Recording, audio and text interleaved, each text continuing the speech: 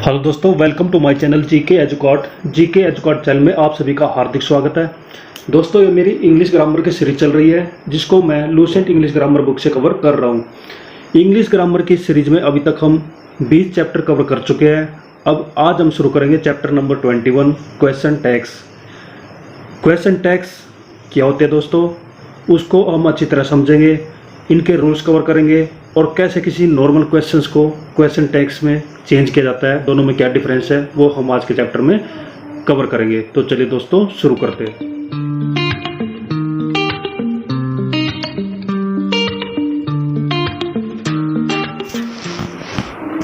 सबसे पहले विचार आता है क्वेश्चन टैग्स। क्वेश्चन टैग्स क्या होते हैं? जैसे हम कोई बात करते हैं, पहले हम पॉजिटिव वे में बात करते हैं, फिर हम क्वेश्चन खड़ा कर देते हैं।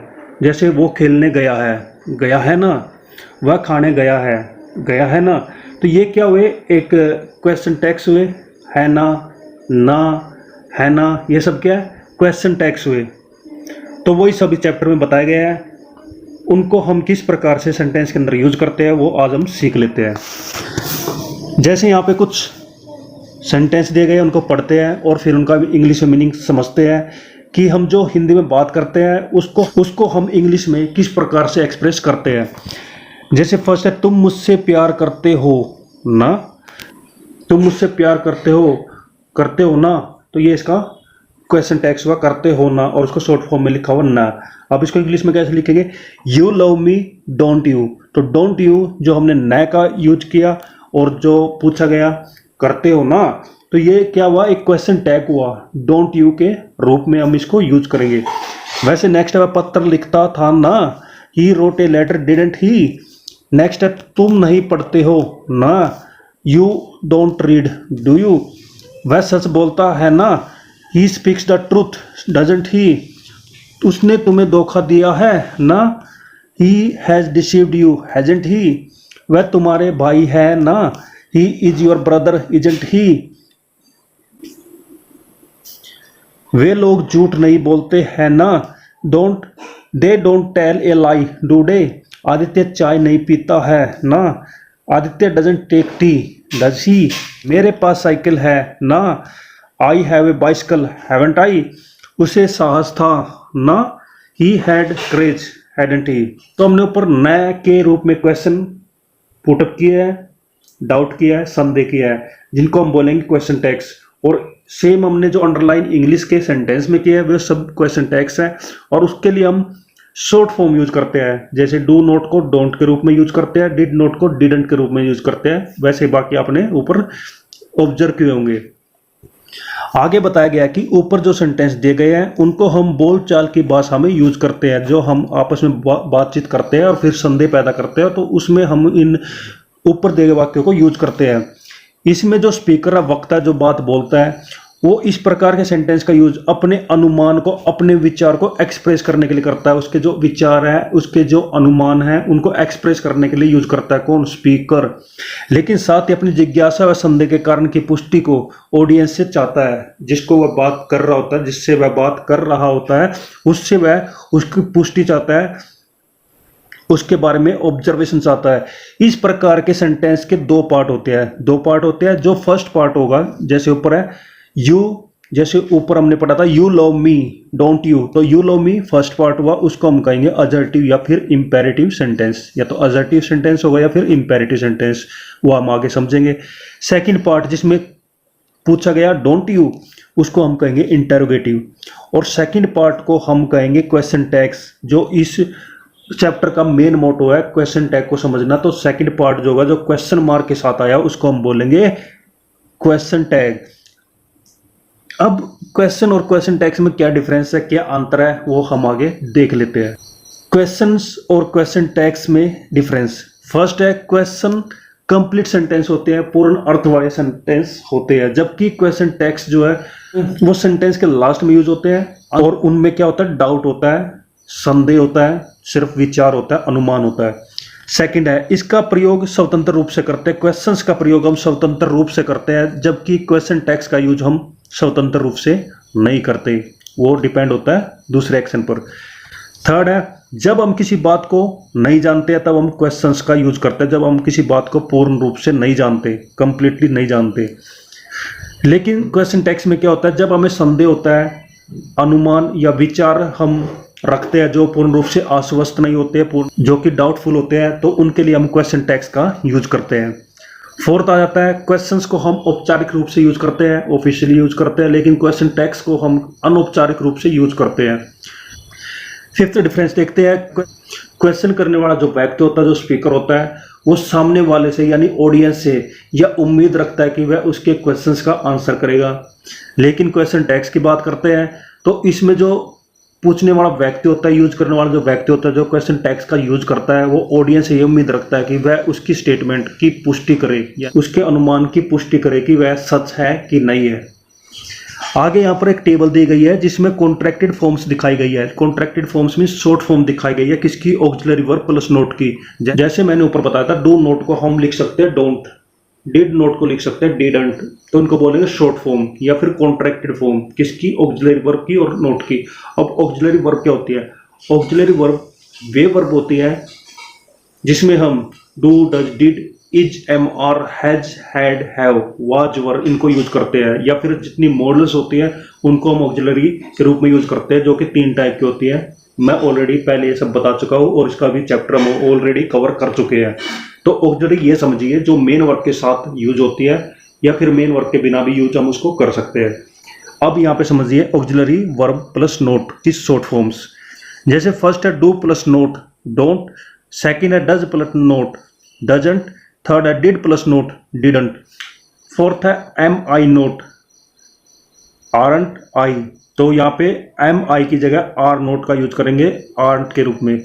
फिफ्थ है is plus not isn't, sixth है are plus not aren't, seventh has plus not hasn't, 8 have plus not haven't, 9th had plus not hadn't, 10 was plus not wasn't, 11 were plus not weren't, 12 shall plus not shan't. वैसे 13 है will plus not won't, 14 है can plus not can't, 15 should plus not shouldn't, 16 would plus not wouldn't, 7th could plus not couldn't, 8 may plus not mayn't, 19 might plus not mightn't, 20 ought plus not oughtn't, 21 must plus not must not mustn't, 22 used plus not usedn't, 23 need plus not needn't और 24 आ जाता है dear plus note डियरंट। तो ये हमने कुछ short form पढ़ी है auxiliary verb plus not की। अब हम समझते हैं जो क्वेश्चन टैग्स होते हैं वो अफर्मेटिव में किस प्रकार से यूज किए जाते हैं और नेगेटिव सेंटेंस में किस प्रकार से यूज किए जाते हैं। अफर्मेटिव जिस सेंटेंस से हमें यस की पॉसिबिलिटी मिलती है, हाँ या फिर सहमति की पॉसिबिलिटी मिलती है, उनको हम कहेंगे अफर्मेटिव सेंटेंस। और नेगेटिव सेंटेंस में होंगे जिसमें नो, इनकार, मना किया गया हो। तो अफर्मेटिव का जो फॉर्मेट रहेगा वो रहेगा ऑक्सिलरी वर्ब प्लस सब्जेक्ट पीछे क्वेश्चन मार्क। सिर्फ 2 ही चीज यूज करेंगे, ऑक्सिलरी वर्ब उसके बाद सब्जेक्ट जो कि सेंटेंस में दिया गया और उसके बाद हम क्वेश्चन मार्क का यूज करेंगे। ये बन जाएगा आपके लिए affirmative question tags. Negative sentence में सिर्फ हम नो का यूज कर लेंगे तो नेगेटिव हो जाएगा। और जैसे यहाँ पे दिया गया है फॉर्मेट, जैसे यहाँ पे फॉर्मेट दिया गया है auxiliary verb plus note, note को शॉर्ट फॉर्म में यूज करते हैं, कॉन्ट्रैक्टेड फॉर्म में यूज करते हैं एन अपस्ट्रोफ टी, उसके बाद सब्जेक्ट का यूज और फिर क्वेश्चन मार्क। दोनों में डिफरेंस यही है, अफर्मेटिव में हम नो का यूज नहीं करते, नेगेटिव में हम नो का यूज करते हैं। एक चीज मैं आपको बता देना चाहता हूं जो आगे आपको सेंटेंस में मिलेगी, आप उनको ऑब्जर्व भी करना। जब कोई सेंटेंस लिखा जाता है तो वो सेंटेंस हमें चेक करना वो पॉजिटिव है नेगेटिव है। अगर वो सेंटेंस पॉजिटिव है मींस अफर्मेटिव है तो उसका क्वेश्चन टैग बनेगा नेगेटिव, यानी उसमें नो का यूज किया जाएगा। जब सेंटेंस नेगेटिव है या नो का यूज किया गया है तब हम उसका क्वेश्चन टैग्स बनाएंगे पॉजिटिव सेंटेंस के रूप में, यानी वहां पे नो का यूज नहीं किया जाएगा। वो इस बात का आप ध्यान रखें, आगे हम जो सेंटेंस के एग्जाम्पल पढ़ेंगे। आगे दोस्तों बताया गया है कि क्वेश्चन टैग्स बनाते समय नीचे दी गई बातों का ध्यान रखें। क्या क्या ध्यान रखेंगे वो हम यहाँ पे सीक्वेंसली पढ़ लेते हैं। दोस्तों फर्स्ट आ जाता है क्वेश्चन टैग्स बनाते समय हम मेन वर्ब का यूज नहीं करेंगे। मेन वर्ब जैसे कि कोई एक्शन दिया गया है, जैसे यहाँ पे गो, ड्रिंक, कम के एग्जाम्पल बताए हैं, इस तरह से मेन वर्ब का यूज किया जाता है मेन सेंटेंस में, उसका यूज हम क्वेश्चन टैग में नहीं करेंगे। जैसे मैंने शुरू में बताया था, सेंटेंस के दो पार्ट होते हैं। फर्स्ट पार्ट रहेगा मेन सेंटेंस या फिर अफर्मेटिव, असर्टिव, इंपेरेटिव सेंटेंस, और जो सेंटेंस का सेकंड पार्ट होगा जो अंत में यूज किया जाएगा उसको बोलेंगे क्वेश्चन टैग। तो यहाँ पे एग्जांपल समझते हैं। फर्स्ट है he writes a letter, don't write he. तो ही राइट्स ए लेटर, ये क्या है? सबसे पहले आप समझिए ये एक पॉजिटिव सेंटेंस है, इसका जो क्वेश्चन टैग बनेगा वो नेगेटिव सेंटेंस में बनेगा, और जब हम इसको नेगेटिव सेंटेंस में बनाएंगे तो हम नो का यूज करेंगे। तो यहाँ पे डोंट का यूज किया है वो करेक्ट है, लेकिन साथ के साथ यहाँ पे राइट का यूज किया है जो हम नहीं करेंगे। राइट क्या? मेन वर्ब है, मेन वर्ब का हम यूज नहीं करेंगे, जैसे हमने ऊपर के क्वेश्चन टैग्स फॉर्मेट में पढ़ा है। तो नेगेटिव सेंटेंस क्या रहेगा? Auxiliary verb plus note plus subject, जैसा कि इससे नेक्स्ट में दिया गया है डजंट ही, तो डजंट ही का यूज करेंगे, ना कि डोंट राइट का। डोंट राइट का यूज नहीं करेंगे। नेक्स्ट है he does not drink milk, does drink he. तो यहाँ पे फिर से ड्रिंक का यूज किया है जो कि मेन वर्ब है, मेन वर्ब का यूज नहीं होगा, खाली किसका यूज होगा? डज ही का। और लास्ट में किसका यूज करेंगे? क्वेश्चन मार्क का। सेकंड बात आपको ध्यान रखनी है कि क्वेश्चन टैग्स में सब्जेक्ट के रूप में प्रोनाउन और देयर का प्रयोग होता है। प्रोनाउन या फिर देयर का यूज करेंगे किसमें? क्वेश्चन टैग के सब्जेक्ट के रूप में। सब्जेक्ट के रूप में यहाँ बात हुई है, क्वेश्चन टैग्स का जो सब्जेक्ट होगा वो प्रोनाउन या फिर देयर होगा। नेक्स्ट है क्वेश्चन टैग में सब्जेक्ट के रूप में हम नाउन का प्रयोग नहीं करते, नाउन का उपयोग नहीं किया जाएगा। अगर आपको मेन सेंटेंस में नाउन मिलता है तब आप क्वेश्चन टैग्स में उसका प्रोनाउन बनाएंगे।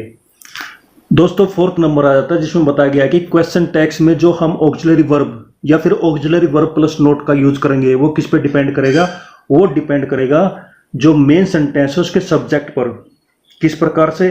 कि वो सिंगुलर है या फिर प्लूरल है या फिर फर्स्ट पर्सन है, सेकंड पर्सन है, थर्ड पर्सन है, उसके अकॉर्डिंग हम प्रोनाउन का यूज करेंगे।